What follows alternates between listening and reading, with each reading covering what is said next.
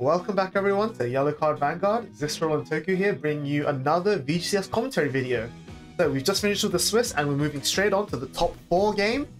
And this time we've got Standard, and on the left we have Baron Magnus, and on the right we have Bruce. So going into the set 4 meta, these are two decks that are widely agreed to be some of the better decks in the format. Like, Baron Magnus was always good starting in set 3 and has just gotten stronger and stronger with the addition of Swirler. And while Bruce's grade 4 isn't as strong as, say, Pure Light or Magnolia, Bruce is still a very strong contender in the format. What are your thoughts?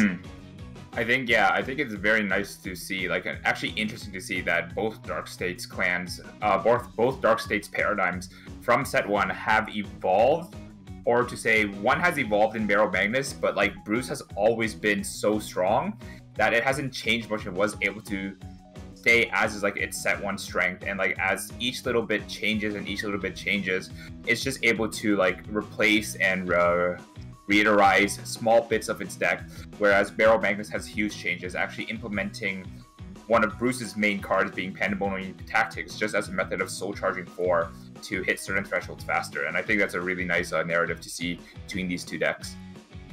Yeah, absolutely. And I think it's also very interesting to see how Bruce especially has evolved over the few sets we had of Standard. Like set 2 Bruce was very straightforward, very optimized, and then set 3 Bruce, you had all these different builds like tech options like Quinn, Lu, Brian, etc, etc. And now we're going to set 4 Bruce, where now it's just shifted slightly. Its focus now be more on the grade 4 Bruce. So you cut like you've cut some of the old grade 2 pieces like Derek and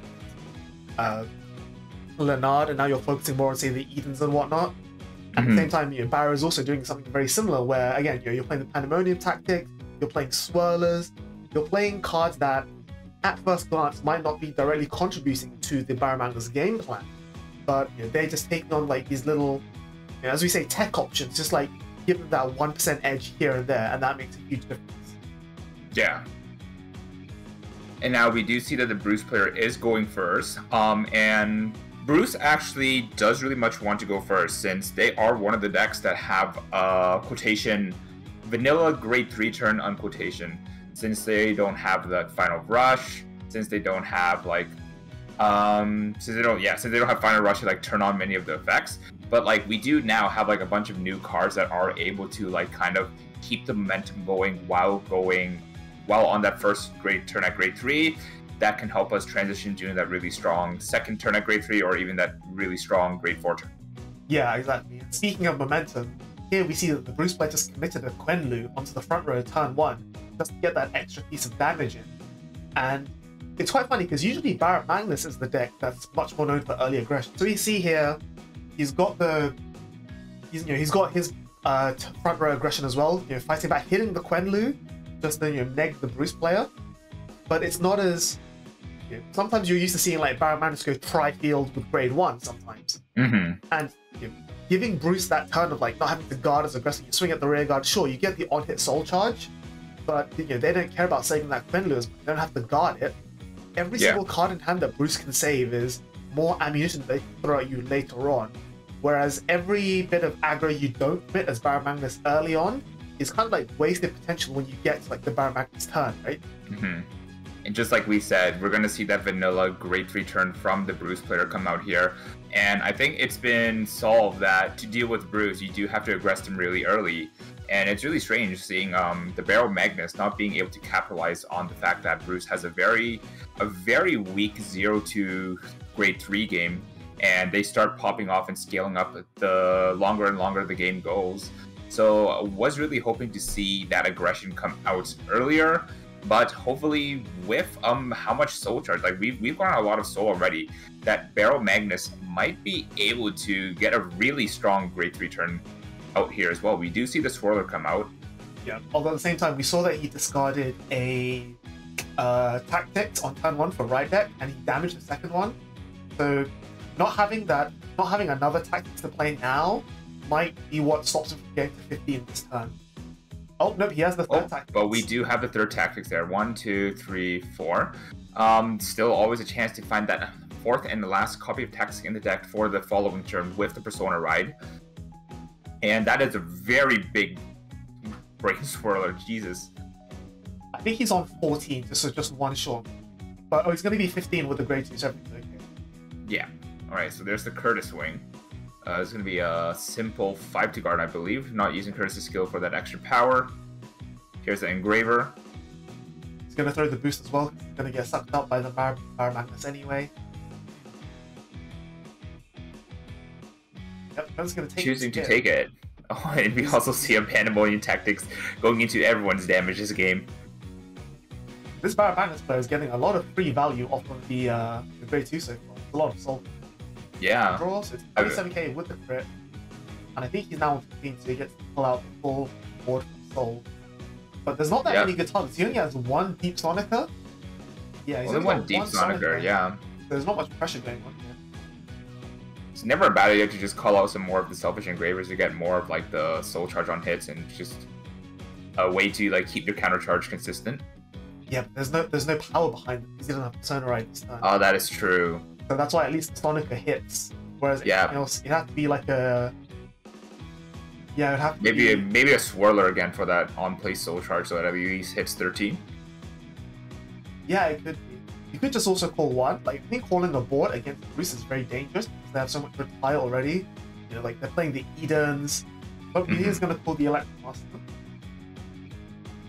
PG right, coming there's out that PG coming out. You expect that, for sure.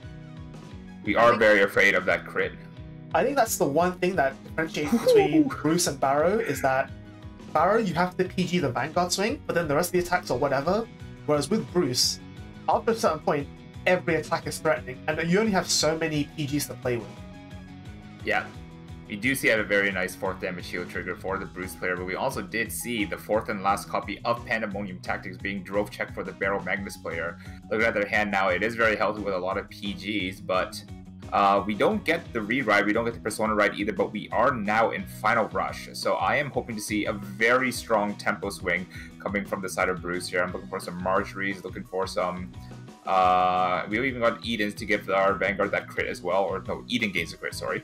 Yeah, the only concern I have is that without the triple drive from the grade 4 and without the full board restand, I think his numbers, especially as he missed the Persona ride, so not having the 10k buff to the board is really going to hurt here. But we are going to see Derek being used, I imagine, to retire the Sonic. That is the important piece right now. Just doing a quick soul count, and there goes the Sonicer. Yep, one less 18k attacker to play with on the upcoming turn. Yeah, and again, like I think the Bruce, if I was the Bruce player at this point, I'd be looking for a lot more, not win the game cards, but not lose the game right here cards. Because at the moment, like, there's no chance of you winning the game this turn. And so I'd rather try and survive the Persona Ride Barrow turn. Yeah. Push Barrow to like, say, 4 damage this turn, and then try to win next turn. And I think that's going to be really hard without... That's going to be really hard if he doesn't like get a lot of pluses here. So he's got the Brian, the plus 5k. But again, I don't see that doing that much. Like, it's going to push him to 4, but there is a very good chance that he could just lose on the counter swing on the Persona Ride Barrow turn. Like, we know that the Bruce player has the second PG in hand, but when you're facing like 26, 28k rears, especially with the I forget the name, but the other grade 2 that Barrow's playing right now that can return normal units from soul to deck, gains 5k for every card return. Like, that's gonna push it even further. Oh yeah, yeah. Shegor gets huge as well. Oh, we do see the soul charged over trigger as well, so that is another small percentage out of the question. Hopefully there's a way that we are able to filter it back into your hand, but I don't see it on the board right now. Yeah, I don't know if this Bruce player's playing. We haven't seen it in all the cards that have gone through so far. So they're actually just going to commit the second Brian. So they're going really deep for what is not that big a turn. So I think they just want to give the crit to the Vanguard and just say like, okay, well now you have to PG the Vanguard, but again, we've seen the Barrow's player's hand. He's got 2 PGs in hand, so one for the Vanguard, and then one for the crit gaining Eden, and he can just take the rest of these attacks. Be totally at no threat. I think I just no guard this, or maybe just like, what is it, 10k to guard? Yeah, I think it's 10k to guard this Eden.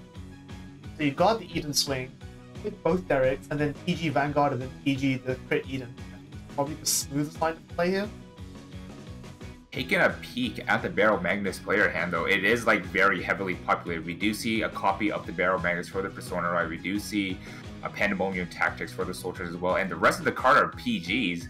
So a lot of these guards will be inefficient, and that is the awkward thing at the moment. Yeah, I mean, he can always just discard the Pandemonium Tactics for 1 PG, because obviously he doesn't need Pandemonium Tactics anymore. And then he's got a crit, so he can 10k shield this Eden, and then probably discard, maybe even just discard PG for PG and then just Persona Ride and just put the game next turn. He's going to take we're this. Actually choosing to take the first one. The Eden to retire, I'm not so sure about that. And then the Derek swing, got plus 20k. Oh yeah, the empty circles there get really big. So this is probably where the next big decision point comes down to, because now that Bruce has those crits, Bruce is definitely getting PG. Yeah. But then any extra crits makes the game that much harder. So like it is in Barrel Magnus's best interest to actually guard this attack to make one of the attacks on the restand easier to take, if that makes sense. Yeah, no, I see what you're saying. I think that's probably what he's thinking about right now, because again, even though he doesn't have the grade 4 boost with triple drive, 2 drives is still a chance of putting a crit onto the Derek, in which case if he takes this, every single attack becomes lethal. Yeah. And he can't afford to discard for all 3 PGs while maintaining Persona Ride.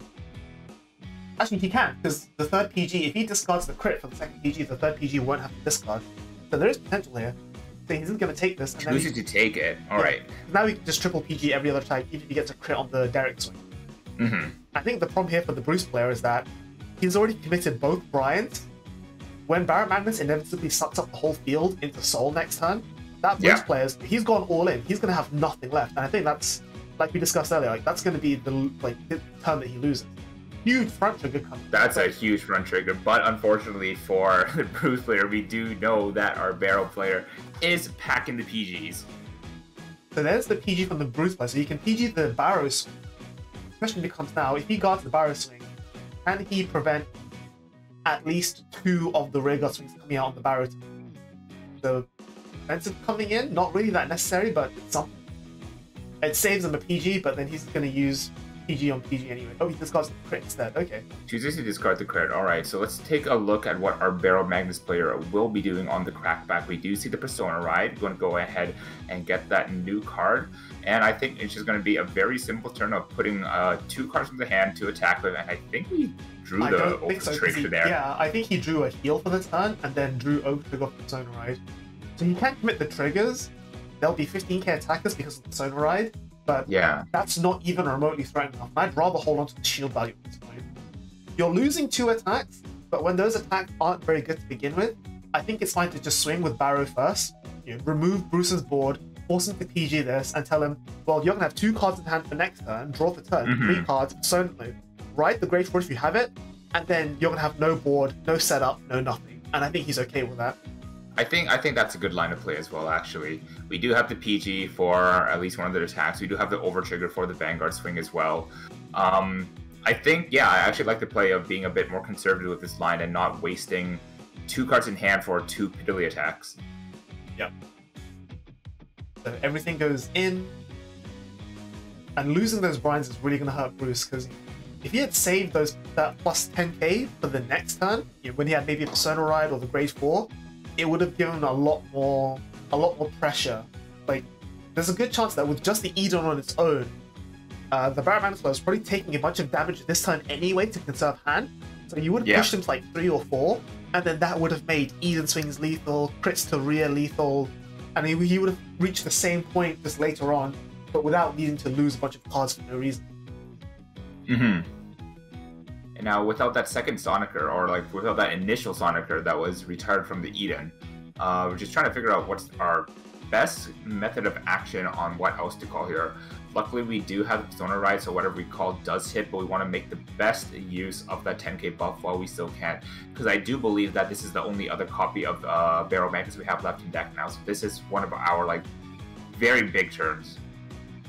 Yeah, so gonna add something from Soul back to hand. I guess he's going for like some big shield option just to survive the turn.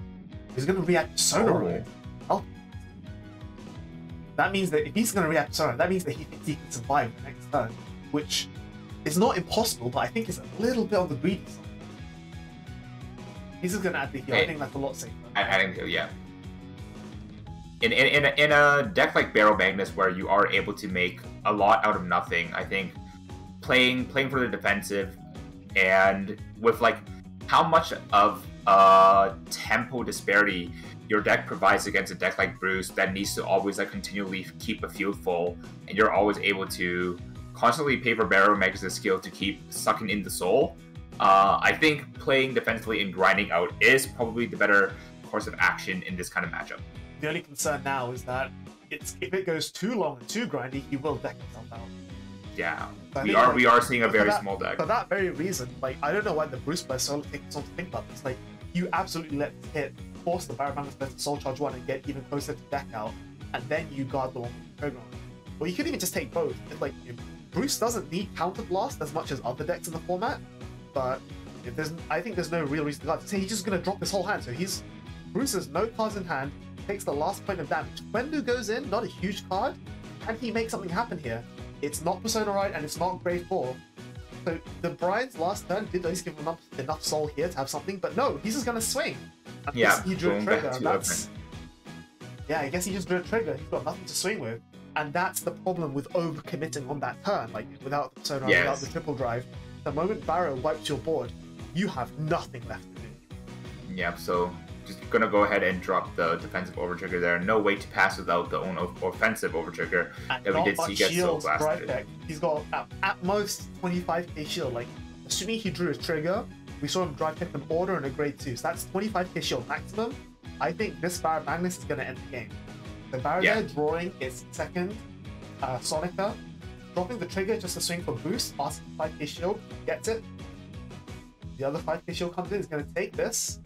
No defensive. All right, going to go ahead and get that soul charge. Going to get that counter charge. Is that a PG then to guard this Barrow? It has to be, right?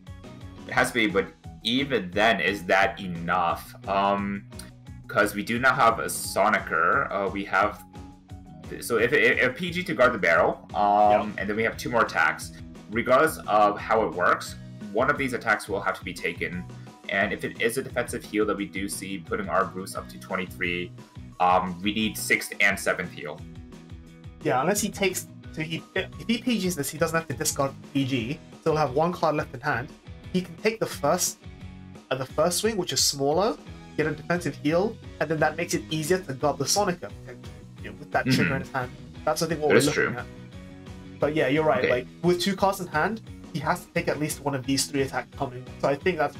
Unless he gets the 6th heal, this is probably going to be it. I think Barrow's deciding here.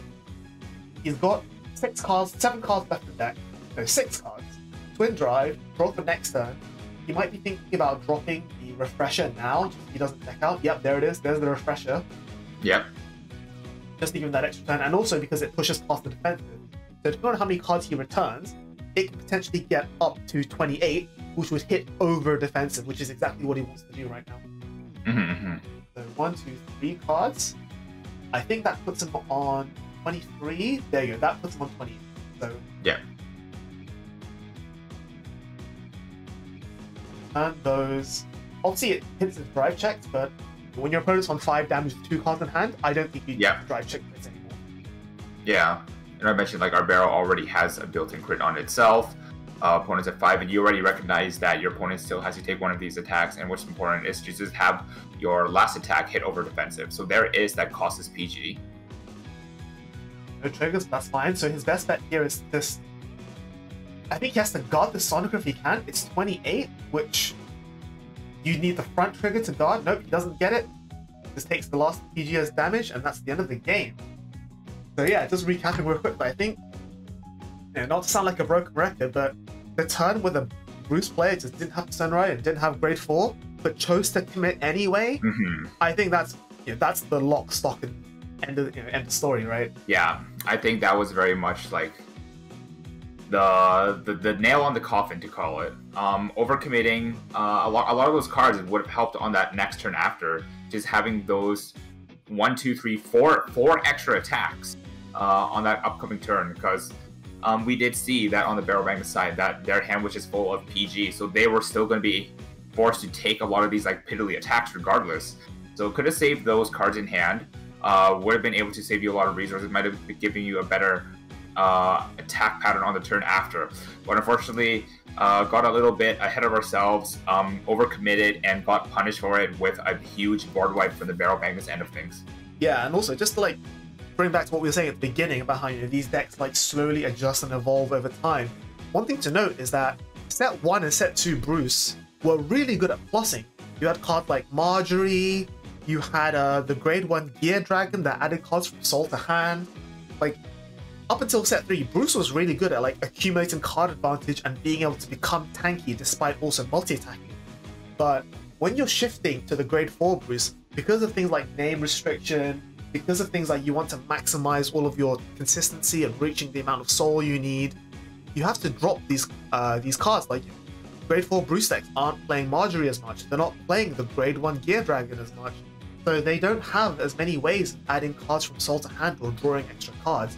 And I think that was really clear here, where he created this board, it got wiped by the Barrel Magnus, and he was just completely unable to like refill or reassemble a board.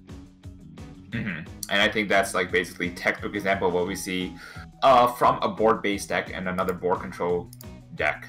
Yeah, so that's going to be it for the top 4 game. We have one last one coming up for everyone, which is going to be the finals. So to stay tuned for that, you can follow us on Twitter, subscribe to YouTube, leave a like, and all that good stuff. And we will see you all very soon. Bye bye.